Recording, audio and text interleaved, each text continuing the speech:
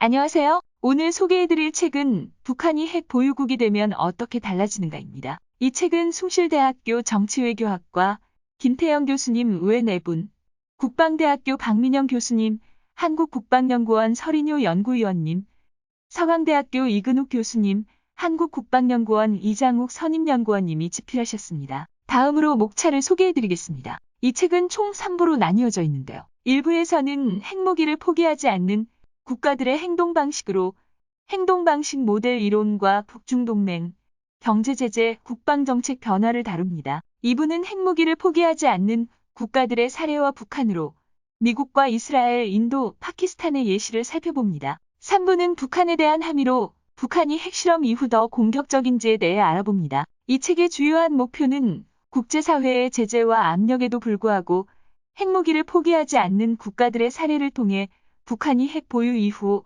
어떠한 대외 전략과 정책을 펼칠 것인지 분석하는 것입니다. 이를 위해 이 책은 크게 3가지 방향성을 가집니다. 우선 국가들이 핵 보유 이후 대외적으로 어떠한 행동 변화를 보이는지 일반적인 경향을 분석합니다. 둘째, 인도, 파키스탄, 이스라엘 등 국제사회의 압력 속에서도 핵무기를 포기하지 않는 신흥 핵무기 보유국의 변화를 분석합니다. 이들 국가들이 핵무기 보유 이후 어떠한 대외 전략과 정책을 실제도 보여주었는지 설명하고 국제사회의 제재와 협상에 대한 이들 국가들의 대응 과정도 살펴봅니다. 셋째, 이러한 분석을 기초로 핵무기 프로그램과 핵실험이 북한의 대외 전략과 정책에 어떠한 영향을 미쳤는지 분석하고 향후 전개될 북한의 행동을 예측합니다. 이 책의 1장은 핵무기를 보유한 국가가 이후 어떻게 행동할 것인가에 대한 이론적 분석입니다. 2장에서는 국가의 핵 보유가 동맹에 미치는 영향을 분석하며 북중동맹의 가능성을 살핍니다. 3장은 핵 보유와 관련한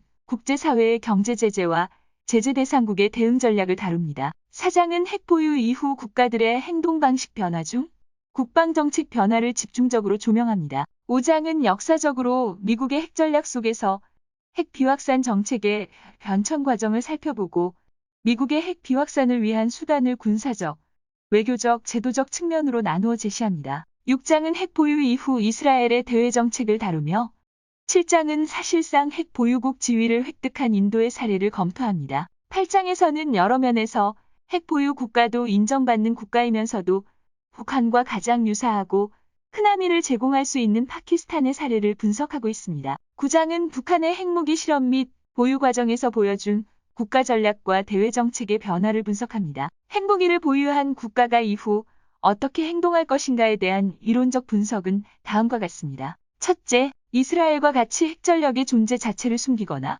둘째, 인도와 같이 핵무기 사용 위협에서 자제하거나, 셋째, 파키스탄과 같이 핵무기 사용을 위협하면서 자신의 핵전력을 소극적으로 공개하면서 버티거나, 넷째, 북한과 같이 핵무기 사용을 과장합니다. 즉 향후 북한은 핵무기 사용을 적극적으로 위협하면서 과장되게 행동할 것이며 자신의 정치적 목표 달성을 위해 국지 도발을 반복할 것으로 예상됩니다. 이러한 상황에서 한국은 위기 안정성의 유지를 위해 많은 노력을 기울여야 하며 이를 위해서 북한 핵무기 지휘 통제 체제와 안정 불안정 역설 등에 대비해야 합니다. 국방정책 변화를 탐색하기 위해서 살펴본 요소들은 국방비의 변화, 재래식 전략 증강 추이, 각국의 전략 변화 등입니다. 이를 통해 지역 핵 보유국들은 핵 보유 이후에도 지속적으로 국방비 및 재래식 전력을 증강하고 있다는 것을 알 수 있었으며 군사 전략의 경우 핵을 가진 국가라 할지라도 군사적으로 대치하고 있는 국가와의